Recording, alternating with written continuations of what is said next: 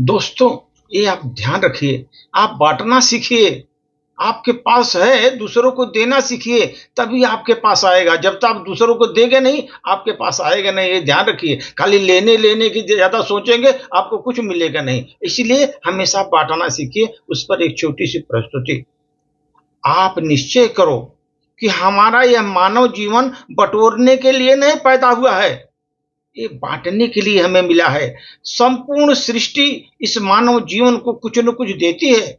मानव जीवन को कुछ न कुछ देती है।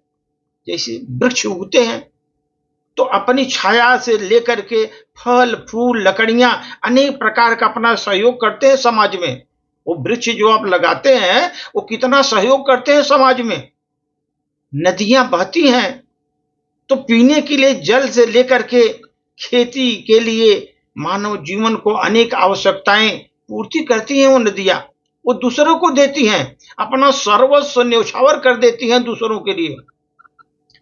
इस संपूर्ण प्रकृति में ऐसा कुछ भी नहीं है जो स्वयं का उपयोग कर सके। स्वयं के लिए जो अपने लिए करता हो, ऐसा प्रकृति में कोई नहीं है। इस सबसे हमको प्रकृति से हमको सीख लेनी चाहिए। जरूरी नहीं कि हर उपहार कोई वस्तु हो, समय हो, सम्मान हो, अपनापन हो। बहुत अच्छे उपहार हैं ये सब। कभी-कभी किसी को देखकर देखो, इकट्ठा उन्हीं के पास होता है जो बाँटते हैं। समाज में आप देखो, इकट्ठा उन्हीं के पास होता है जो समाज में बाँटते हैं। फिर चाहे वो भोजन हो, प्यार हो, सम्मान हो।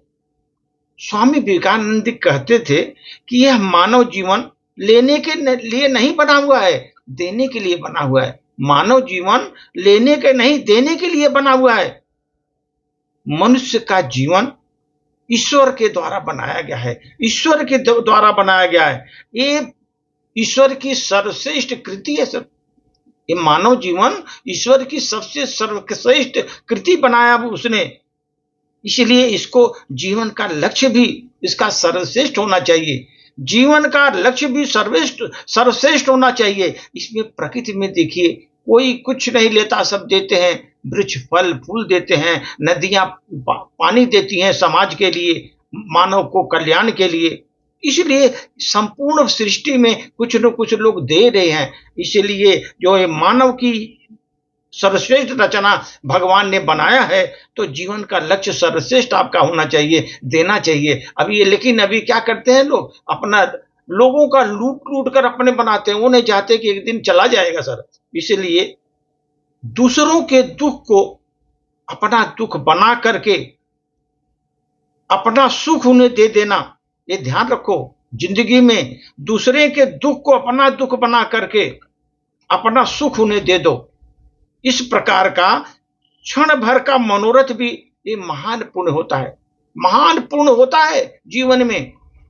अगर आप दूसरे के दुख को अपना दुख समझो और अपना सुख उसको बांट दो, देखो ये बहुत बड़ा मनोरथ आप प्राप्त करेंगे।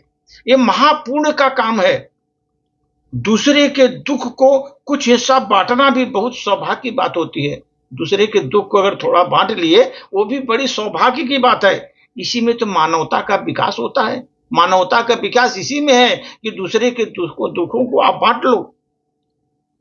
इसलिए इस अभी का समाज में क्या है सर, चरित्रहीन शिक्षा, मानवता विहीन विज्ञान, नैतिकता बिना राजनीति, ये बहुत घातक है समाज के लिए, बहुत घातक है। क्योंकि लोग जो है ना चरित्रहीन हो गए हैं, मानवता विहीन हो गए, लूट रहे हैं, खसूट रहे हैं। जितने लोगों को मिल रहा है, दलाली कर रहे हैं, चोरी कर रहे हैं, कितने दूसरे को लूट कर अपना बना ले रहे हैं। ये जो मानवता विहीन हो रही है और नैतिकता विहीन जो राजनीति हो रही है, ये हमारे समाज के लिए अत्यंत घातक है और समाज एक दिन नष्ट ही हो जाएगा। इस प्रकार का अगर चलन चलेगा तो। धन्यवाद।